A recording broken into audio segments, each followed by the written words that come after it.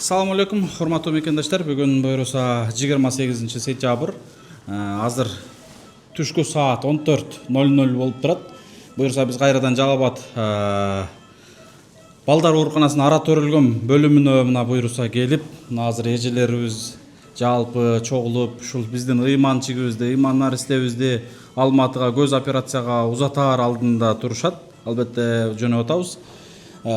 Ушул жерде мына бөлүм башчысы Айгүл эжеке, Айгүл эжебиз алгач келгенибизде Дилбар эжекебиз, андан сырткары жана алып бараткан Айжамал эжекебиз, көз боюнча. Мына ушул эжелерибиз дагы бул бала боюнча көп күрөшүп отуруп, мына буюрса сааты бүгүн чыккан экен. Мына бир жума мурда эле сиздер менен коомчулук менен бөлүшкү келек. Бүгүн бир жумадан кийин мына операцияга алып кетип баратабыз. Эжекелер, бир кыскача эми жакшы сөзүңүздөрдү азыр сыртта бир дуа кыласыздар, анан бала чыгып кетип атат, операцияга кетип атат.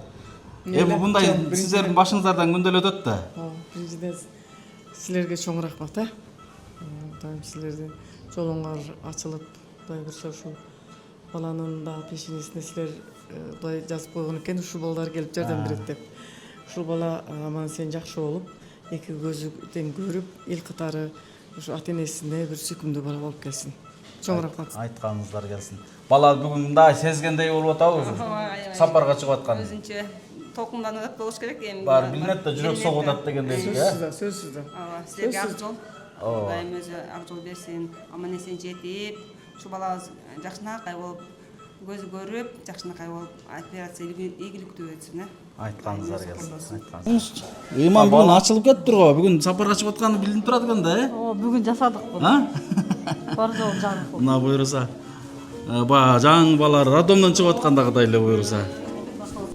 Эжеке, эми ыйманчикти алып кетип атабыз. Буюрса албетте сиздердин менетиңиздер, эмгегиңиздер чоң. Эл журтубуз мына бир учурда ак халатчандарга кичине мындай башкача көз караш менен жүргөн болсо, кээ бирлери да мына азыр бардыгыңыздарга аябай ыраазы болуп атат да.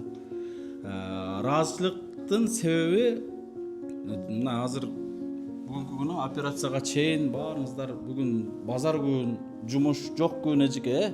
Бүгүн баягы тиешелүү эле дежурныйлар эле болот да. Ага карабастан мына бүгүн келип баарыңыздар чогулуп ушул ыйманчикти узатып отурасыздар. Баарыңыздарга чоң рахмат эжекелер. Дагы да баягы өзүңүздөрдүн эмгек мээнетиңиздерди, энелик мээримиңиздерди көргөзүп атасыздар да. Эми эжеке бир ыйманчикке бир сонун ак батаңызды берип, ушул алдыда өтүүчү операция эжеке ийгиликтүү өтсүн. Мен да кыжалат болуп атканым, эми ушунча элге чыгып алдык. Эл жардам берди, Кудайга шүгүр, каражатын чогултуп берди. Ушул бала көрүп кетсин деп атышат. Бирок ушул кыжалат болуп атканыбыз эми ар бир учурда ушундай да. Натыйжа менен кайтсак, элге жүзү жарык кайтсак деген гана ушул кыжалатчылык. Ушул бала көз көрүп кайтса экен эжекелер, Бир сонун ак батаңызды бериңиз. Эми Дилбар эже, өзүңүз башын келгенибизде өзүңүз тааныштырып, баланы тааныштырдыңыз. Бүгүн да мына узатып отурасыздар. Кудайым ошо биринчиден ушул ишти баштаган биздин врачтарыбызга дагы Кудайым ушу узун өмүр берсин, бекем ден соолук берсин, мындай балдарыбыз азыраак болсун, оорукчан төрөлгөндөр. Анан Кудайым ушу баланын пешенесин жазган экен, ушул менетти уюштурган адамдардын силер алып баратасыңар, силер каражатты топтоп бердиңер, силердин менетиңер кайтып, ушул ыйман аман эсен жакшы болуп, өзүнүн менетинен ажырап, ошол жакта таштап, эки көзү жана чырактай көрүп, тынч аман 12 саны аман, тынч операциядан кандай десем коркунучтуу, баягыдай белгисиз ушул өзүнүн жерине келип калсын. Омин ата энесине буйрусун ушул бала. Анан силерге ак жол, Кудайым мындан да жакшы иштерди кылганга дагы умтула бергиле. Омин. Кудайым тынччыламачылык берсин. Аллах Рахмат эжеке. Жакшы деңиздер. Эми сиздерге ушундай балдар аз келсин. Келсе да энеси менен келсин. Ушул бала Кудай калса келечекте сиздерге кызмат кылыштыкты Кудай насип кылсын эжекелер. Рахмат сиздерге эжелер. Алла разы болсун. Кабарлашып маалымат берип турабыз эжелер. Рахмат баарыңыздарга, мейлиңиздер.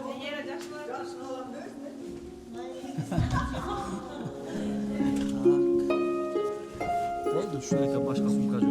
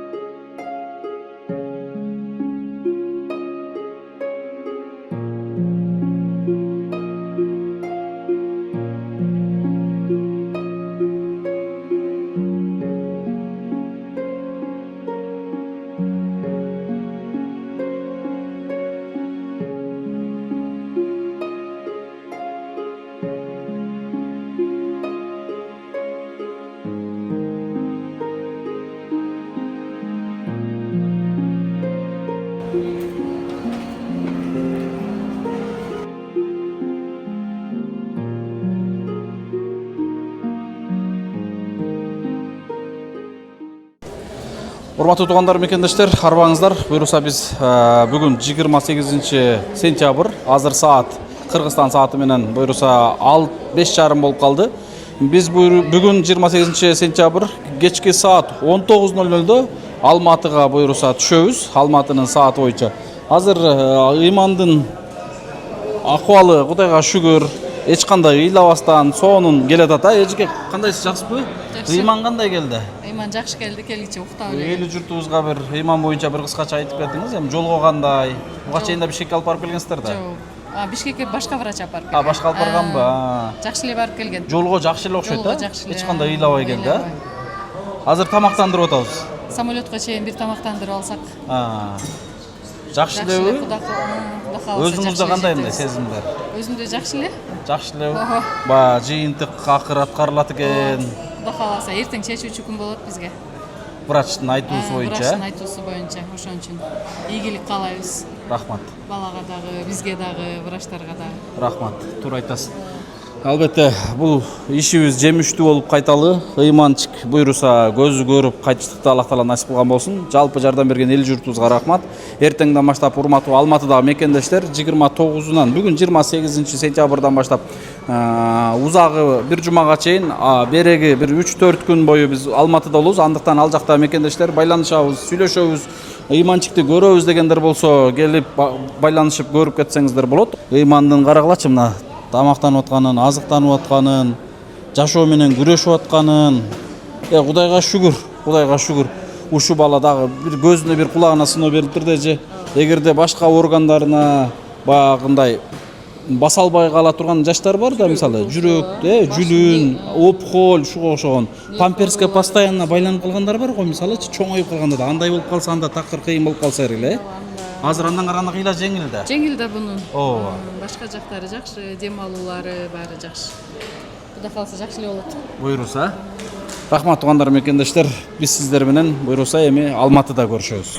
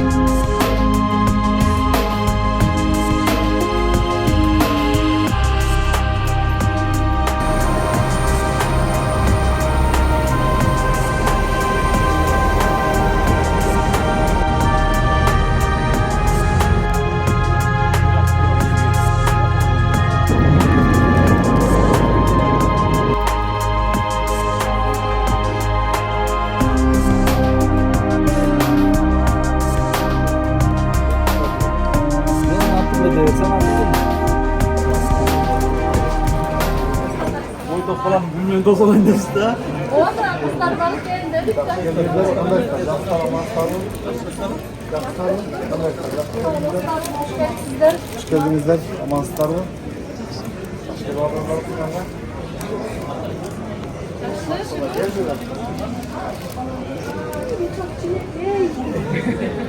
Canım. Ben çok çilekliyim sana. Özmeli beni bile çözmedi bak olayı.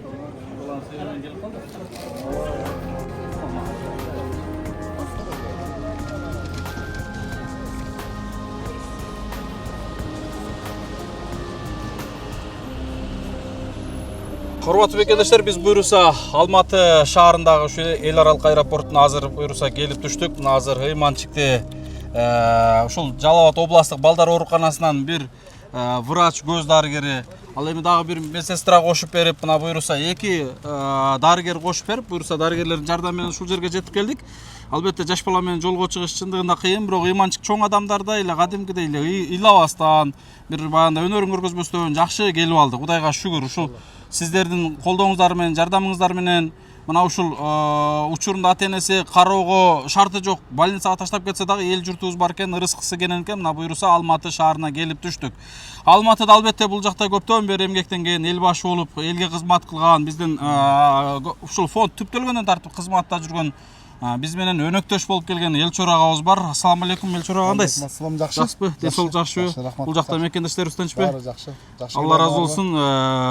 Бул жакта Алла разы болсун сиздерден. Кыргызстанга түшкөндөй эле болдук. Сиздерди көрүп алып дегендей. Эжелерибизди гүл менен тосуп алып, сонун бир жылуу маанайда тосуп алыңыздар. Алла разы болсун.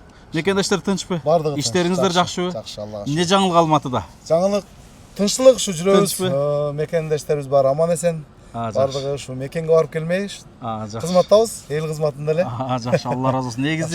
Негизи бул кызматта багы биз таанышкандан бери ушул кызматта жүрөсүздөр да. Ооба. Анан бүгүн дагы канча бир иштериңиздерди таштап коюп, убактыңыздарды бөлүп, мына ушул балага ата ордуна ата, эне ордуна эне болуп, ушул Алматыда бир мекендештердин жоктугун билдирбей келип турасыздар. Алла разы болсун.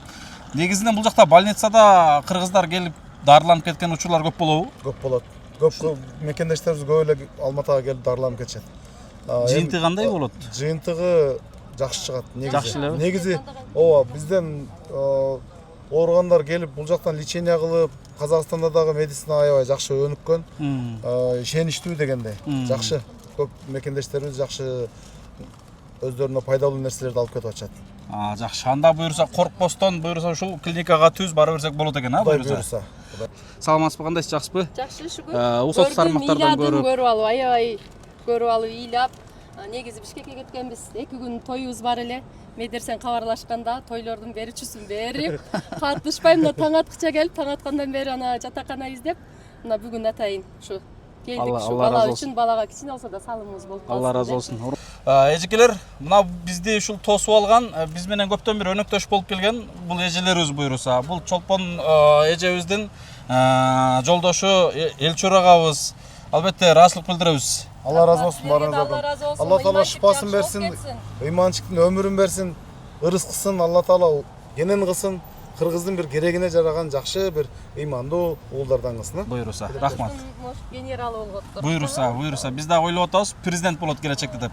Мына ушундай урматтуу мекендештер, биз эми эртеңден тартып сиздер менен ушул больницада кандай жаңылык болуп атат, кандай эмне болот, баардыгын бөлүшүп турабыз.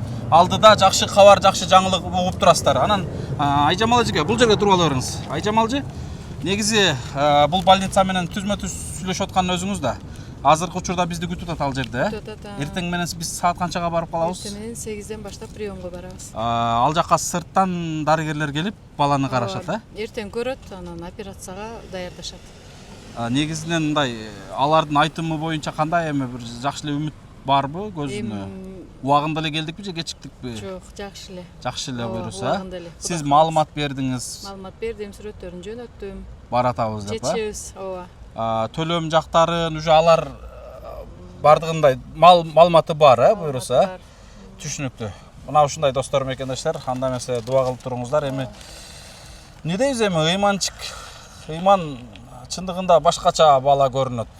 Анткени жаш баланы мен бир эле элестетем, кечке эле ыйлай берет деп эле элестетем да. Анан бул баланы Жалал Абадтан Ошко чейин 2 саат, Оштон Алматыга чейин 1 саат учуп келдик, бир ыйлаган жок да. Балким эжелерибиз жакшы карадыбы, балким бул эжелерибиз мерим төктү, кыскасы ыйлаган жок. Мына сонун болуп, убагында тамактанып, ушинтип келатат. Убагында эмне менен тамактанчу эле? Убагында деле малютка менен. Малютка менен, Дагы эле малютка менен. Түшүнүктүү. Сиздерге Рахмат. Алла разы болсун. Ушу ыйманчык жакшы болуп кетсин. Иним сага дагы Чоң терең рахмат. ыраазычылык. Ар дайым ушу кыргыз элинин астында кызмат кылып, ак эмгек мээнетиң аябай жүгүрүп, ушундай кыйналган үй бүлөлөргө көп алиги колунан келбей калган жарандардын көбүнө жардам берип, ушу коомчулуктан жардам сурап, коомчулукка таанытып алардын баардыгын. Эл менен аябай тыгыз жумуш кылып келатасың эним. Сен да өмүрүң берсин, Алла Таала даражаңды көтөрө берсин. Ушул сен аракет кылган адамдардын баардыгы бактылуу үй бүлөлөрдөн болсун. Айтканыңыз келсин. Медер Сапарбаев эми биз баягы Акниет аманат фондунда баягы мүчө болуп жүрүп билебиз да. Жаш балдарга, оорукчан балдарга жанагы кайсы кыз эле Татынайым беле? Татынайым, Татынайым, жана көзү көрбөгөн Асылбектин баласы. Табарык. Табарык. Негизинен эле ушундай балдарга биринчилерден болуп жардам берет. Ошол бирок бая башында эле баштап жоңойбостон аягына чейин чыгат. И ошол бала менен катташат да кадимкидей атасындайчы. Буйруса. Ошого ыраазыбыз биз, аябай Алла ыраазы болсун. Негизи эле ушундай жаш балдардын атасы сенсиң. Аябай жакшы карайсың. Айтканыңыз Азыр келсин. эстеп бул баланы көргөндө ыйлап биринчи видеосун аябай не кылдык да. А Медер аягына жетет деп сага ишенип келдик укам. Сага ишенип иштерибизди таштап келдик. Рахмат. Турмушка байланыштуу ар түрлүү үй бүлөлөр болуп калат экен. Ар түрлүү жагдайлардан ушундай нерселер түзүлүп калып атат да. Колубуздан келген аракетибизди кылдык. Берекесин Алла берди. Көп мекендештерибиз мекенине кайтты. Адресин.